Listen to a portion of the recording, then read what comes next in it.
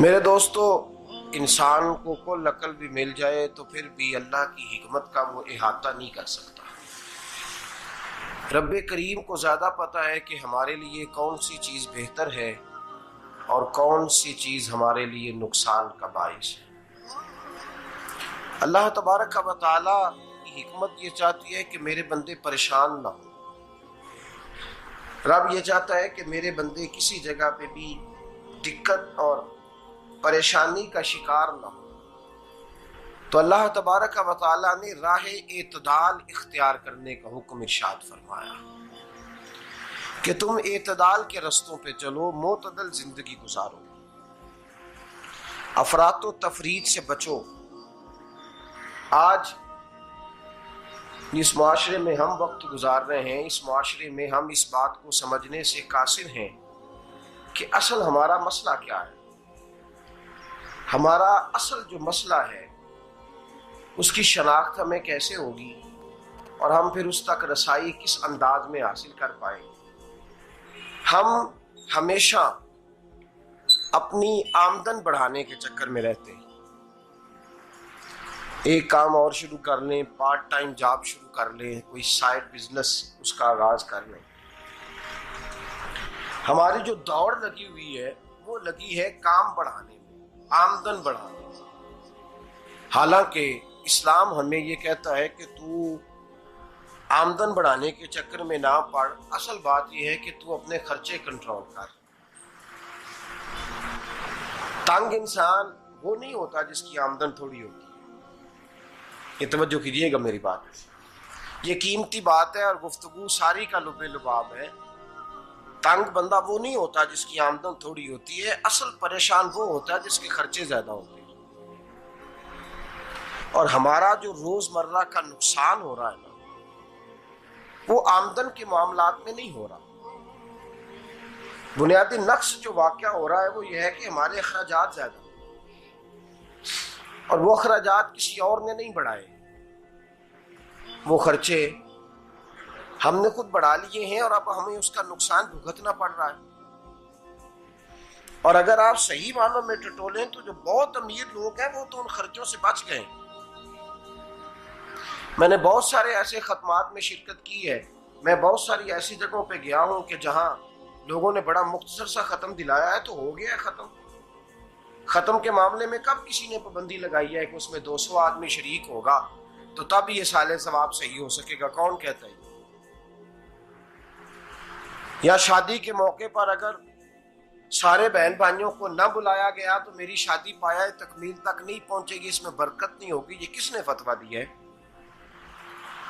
मोतदल जिंदगी का इस्लाम हुक्म देता है। मैं पढ़ रहा था कि एक बहुत बड़ा सदर है, गालबन सूडान के सदर की बात हो रही थी, तो अपने बेटे की बारात लेके गया तो 4 लोग गए हैं बारात, और 15 लोगों का उसने एहतमाम किया अपने घर में खाना खाने का। तो क्या शादी हो गई कि रुक गई? तो भाई राग अलापना इस बात का कि बड़ी परेशानी है, कोई साइड बिजनेस शुरू किया जाए फलान जगह फलान जगह फलान जगह। तो असल मामला ये है कि पहले एक बंदा कमाता है तो फिर भी घर ही चलता है, फिर बड़ा बेटा साथ शामिल होता है तो फिर भी घर ही चलता है, फिर मंझला बेटा शामिल होता है तो फिर भी घर ही चलता है।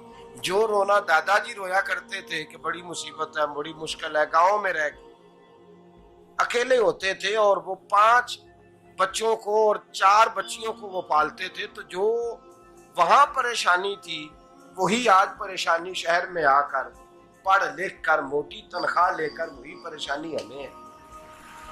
तो मैं जिस नतीजे पे पहुंचा हूं इसको पढ़ के, कुरान मजीद की चंद आयात को देखकर और इस मफहूम की जो हदीसें कुतुब हदीस में पाई जाती हैं और हमारे बुजुर्गों ने हमें जो मिजाज इस हवाले से दिया है, मैं इस नतीजे पे पहुंचा हूं कि मसला आमदन का नहीं, मसला खर्चे का। हमारे खर्चे बुनियादी तौर पर ज्यादा, और अगर फिर हम ज्यादा बोझ खवातीन पे डालते हैं कि वो मुतालबे ज्यादा करती हैं। और अगर आप मुझसे पूछें तो खवातीन की भी अगर किसी जगह कोई आदत खराब होती है तो उसमें असल किरदार उसका होता है जो वो आदत खराब तो क्यों अपने गले से उतार के आप किसी के गले में बात डालने के चक्कर में हैं? वो खवातीन की तबीयत नहीं ऐसी है। असल बात यह है कि हमने आदत डाली है, हमने ये मिजाज उनको दिया है तो उनका बना है, न कैसे बन सकता। तो एतदाल जब तक जिंदगी में नहीं होता, पानी प्यास बुझाता है लेकिन एक गिलास ही हो तो प्यास बुझाता है, बाल्टी को मुंह को लगाएगा तो कपड़े भिगो देगा उसके। हालांकि पानी बुरी चीज का नाम नेमत है ना, बहुत बड़ी अल्लाह की, लेकिन प्याले में ही अच्छा लगता है। कोई मटका मुंह को लगाएगा तो तांग होगा, प्याला ही बेहतर है उसके लिए। तो मेरे दोस्त, मटके से भी बाज़-औक़ात काम चल जाता है, लेकिन अगर कोई कहे नहीं मुझे दरिया ही चाहिए तो उसका तो घर बह जाएगा, सारा घर बह जाएगा उसका। हमें दरिया काबू करने का मूड बनाया हुआ है तो इससे घर बहा करते हैं, इससे घर बना नहीं करते। घर प्याले से पानी पीने से बनता है। अगर तू दरिया पे कब्जा करने का मूड बनाएगा तो घर बनेगा नहीं, घर बह जाएगा। आग ना हो तो खाना पक नहीं सकता, लेकिन हल्की आंच से खाना पकता है। और अगर आंच तेज कर दी जाए तो जी, करीने क्यास बात कर रहा हूं मैं, अकल से मावरा नहीं कर रहा। करीने क्यास समझाने के लिए मिसालें दे रहा हूं। हल्की आंच पे खाना पक जाता है और आग तेज हो तो खाना जल जाता है। तो खाना उतनी देर खाने के काबिल रहता है जब तक वो हल्की आंच पे पकता है। तू जितनी मर्जी तू कहता है नहीं मेरा गुजारे नहीं, आग तेज होनी चाहिए, तो मियां जल जाएगा, जल जाएगा। हवा न मिले तो सांस नहीं आती, ठीक है। ऑक्सीजन ना हो तो सांस, हवा ना चले तो गुजारा नहीं होता। लेकिन अगर तेज जले ना, अगर तेज जले तो तेज चले तो आंधी और तूफान बन जाए तो छतें गिरा देती है, जाने ले लेती है। हम हैं तूफान के चक्कर में, हम हैं दरिया के चक्कर में, हम हैं बड़े नाव के चक्कर में। तो मियां हल्की आंच ही अच्छी है, याद रख। और एक गिलास पानी का एतदाल से मिलता रहे तो वही मिलता रहे, जरूरत के वक्त वही बेहतर है।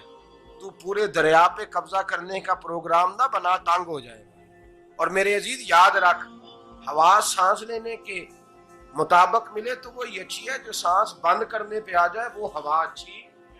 हमने चक्कर चला लिया है कि ज्यादा पैसा, रातों रात पैसा, लंबा पैसा, ये प्लाट भी मेरा, वो प्लाट भी मेरा, गुजरांवाला भी, गुजरात भी, लाला मूसा खाड़ी और पिंडी तक जहां मैं जाऊं मेरे नाम की तख्तियां लगी हुई होनी चाहिए। इस्लाम मना